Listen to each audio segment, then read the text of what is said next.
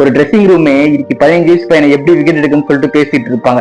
எப்பவுமே ஒரு ட்ரெஸ்ஸிங் ரூம்ல ஒரு பிளானிங் இருக்கும். இந்த மாதிரி வந்து ஆப்போசிட் டீம் வீக்னஸ் என்ன, அவங்களோட அந்த பேசலாம் எப்படி இருக்குன்னு சொல்லிட்டு பிளானிங் போட்டுட்டு இருப்பாங்க. ஆனா இன்னைக்கு ஒரே ஒரு பிளேயர் 15 வயசு சூரியவன்ஷியை தான் விக்கெட் எடுக்க ஜிடி டீம் பிளான் போட்டுருப்பாங்க. ஏன்னா ஜிடிக்கும் ஆர்ஆருக்கும் இன்னைக்கு நியூ சண்டிகார்ல வந்து குவாலிஃபயர் 2 மேட்ச் நடக்க போகுது. சேம் அதே ஆர்ஆரும் எஸ்ஆர்எச் அதே கிரவுண்ட்ல தான் ஆடுறாங்க. வேர்ல்ட் கிளாஸ் பவுலரான ரபாடா, சிராஜ் அண்ட் ஓல்ட்ஸ் எல்லாருமே சூரியவன்ஷி எப்படி தூக்கலாம்னு சொல்லிட்டு ஒரு பிளான் போட்டிருப்பாங்க. ஆனா வந்து சூரியவன்ஷி அதெல்லாம் கண்டுக்காம எப்பயும் போல வீடியோ கேம் ஆடுற மாதிரி தான் ரெடி ஆகிட்டு இருப்பாங்க.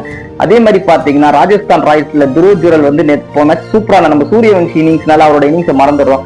மிடில் ஆர்டர்ல பவர் பிளேக்கு அப்புறம் வந்து ஒரு சூப்பரான ஒரு 50. ஸோ அதுவும் அந்த டீமுக்கு ஒரு பிளஸ்.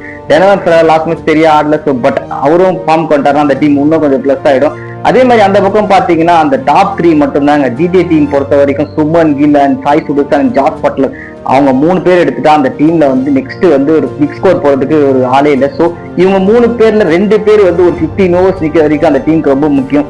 அதுக்கப்புறம் பாத்தீங்கன்னா ஓல்டர் அண்ட் டெவாட்டியா அந்த மாதிரி ஒரு பிக் ஹிட்டர்ஸ்லாம் இருக்காங்க. ஸோ அந்த மாதிரி ஆனா இன்னைக்கு ஜெயிச்சிடலாம்.